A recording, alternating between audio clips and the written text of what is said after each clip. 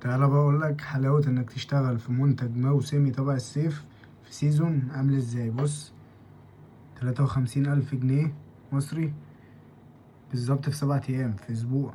تعالى اقول لك انا عملت كده ازاي في السوق المصري. زي ما انت ما شفت على التاب كده، 53,000 جنيه توتال مبيعات خلال 7 ايام اللي هو اسبوع في السوق المصري. المنتج تبع الصيف تبع السمر والساحل بقى والحاجات دي، فهو منتج موسمي يعني ده سيزون.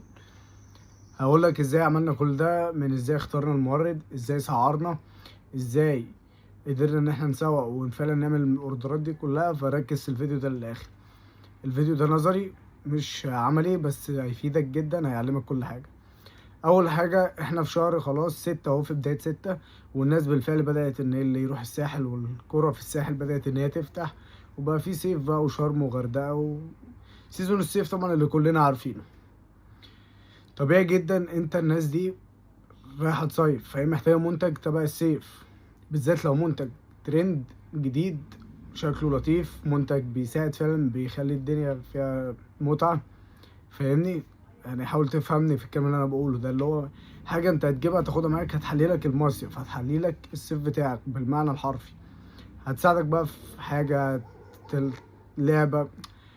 حاول تفهمني بعد اذنك. فدلوقتي انا اخترت منتج. المنتج هوريهولكوا في الفيديو اللي جاي، انا بس هقولك ازاي اخترت الكلام ده كله. الاول التاجر كان يا صفقة يا تاجر، في مورد اسمه تاجر ومورد اسمه صفقة. فانا المنتج موجود برضو عند صفقة وموجود عند تاجر. طب انا اشتغل مع صفقة ولا مع تاجر؟ انا اتجهت هنا، الاتنين طبعا كويسين في الشيبنج، الاتنين كويسين في الكواليتي، في المرتجع، في خدمة العملاء، الكلام ده كله. فانا ركزت مع التسعير، صفقة ارخص ولا تاجر؟ ما هو كده كده الاتنين هيشحنوا لي كويس، هيدوني منتج كويس، هيتعاملوا مع الكلاينت بعد لما يشتري كويس، الكلام ده كله. حتى سعر الشحن كويس سواء هنا او هنا. انا لقيت ان البرودكت اللي انا اخترته على صفقة ارخص، وارخص بفرق حلو، يعني انا اقدر احط فيها مش ربح حلو. حتى بعد لما احط تمن الشحن، تمن شحن صفقة لما احطه على المنتج، هبقى حاطط هامش ربح اعلى من لو انا كنت اشتغلت مع تاجر، واعلى بحبة حلوين. فطبيعي اتجهت لصفقة، ما اتجهتش لتاجر، لان انا الاتنين بيقدموا نفس المميزات. فانا ليه اروح للاغلى ما دام انا عندي الارخص وهيخليني احط هامش ربح اكتر؟ فروحت مع صفقة واشتغلت. عايز اعمل بقى الويب سايت بتاعي على المنتج ده، عشان برضه اعمل انتجريشن ما بينه وما بين صفقة. رحت على منصة ايزي اوردر. ايزي اوردر اتكلمت عنها كتير جدا، ان هي منصة مش باشتراك شهري، بتشحن بس المحفظة بتاعت الستور ب5 دولار، وكل اوردر بيتخصم 4 سنت. فلما بتخلص ال5 دولار يبقى انت عملت اوردرات السنة غطت ال5 دولار دي بملايين. فاهمني؟ فاشتغلت على ايزي اوردر. طبعا انت في السوق المصري انت مش هتحتاج دومين، اللي هو انت تشتغل في السوق المصري دروب شيبنج كبداية. انا ما بقولش ما تشتريش، بس انا بقول كبداية انت مش هتحتاج الدومين، ما فيهاش اي مشكلة، انت مش هتحتاج الدومين. باكد على المعلومة دي. وبعدين اشتغلت، عملت الستور طبعا، عملت حرفيا ستور جبار. ستور كده اللي يخشه يحس ان هو فعلا بقى جوه السيف، لازم تلمس الحتة دي اللي عند الكلاينت وهو داخل. فعملت انتجريشن ما بين الستور وما بين صفقة بعد لما ظبطت كل حاجة، والالوان بالتسعيرة. بقى سعرت ازاي بقى البرودكت؟ حسب المنافسين. انا طبعا المنتج ترند، انا ما صدقت قمت جاي اشتغلت عليه. انا ما لقيتش غير بالظبط 4 منافسين ليا، 4 منافسين ليا. انا بعت، يعني هو كان في الاربعه اسعارهم متقاربه من بعض، مفيش غير واحد بس كان سعره عليه اوفر يعني، بس هو عشان معروف يعني براند معروف.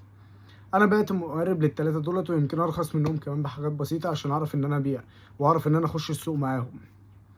فسعرت اقل من التلاتة دولت بحبه، ودخلت السوق وابتديت ان انا اعمل صفحات على ميتا. السؤال هنا، هل اشتريت فيك فولورز؟ لا. اشتريت برضو ريل فولورز؟ لا. اشتغلت بس ان انا جبت البرودكت عندي البيت، هقول لكم عليه طبعا في الفيديو اللي جاي زي ما وعدتكم. جبت البرودكت عندي البيت وابتديت ان انا اصوره، واصور له فيديوهات احترافيه ومنتجها. ولو انت بتفهمش في المونتاج ممكن تخلي حد اللي يمنتج لك، وتنزلها على صفحاتك اللي عملتها على ميتا. ومع ميديا باير تبتدي ان انت تمول في السوق المصري. السوق المصري لو مولت في اليوم ببادجت من 500 جنيه ل 1000 جنيه، حرفيا انت هتكسر السوق. لو شغال مع ميديا باير صح والكرييتيف صح هتكسر السوق من 500 جنيه ل 1000 جنيه. ده بادجت كويسه جدا. وابتديت ان انا اشتغل، وبالفعل خلال اسبوع عملنا الرقم اللي انا وريته لك. اجمالي مبيعات 53,000 جنيه مصري، صافي ربح ليا فوق ال 25,000 جنيه خلال اسبوع. ده الصافي ربح، لكن 53,000 دول اجمالي مبيعات. اتمنى ان يكون الكلام وصل لك والكلام مفهوم. وانت برضو لو مش فاهم حاجه، احنا لسه هنشرح عملي على اللاب في الفيديوهات اللي جايه. لو انت مش فاهم ازاي ده برضو حصل لسه، اكتب لي في الكومنتات دروب شيبنج، واساعدك سواء تبدا بقى في السوق الامريكي، الاوروبي، الخليجي، المصري، ايا يكن هساعدك انك تبدا. لو محتاج ان انت تبدا او ما فهمتش قوي برضو، اكتب لي كلمه دروب شيبنج في التعليقات وانا ابعت لك التفاصيل كلها. بالتوفيق.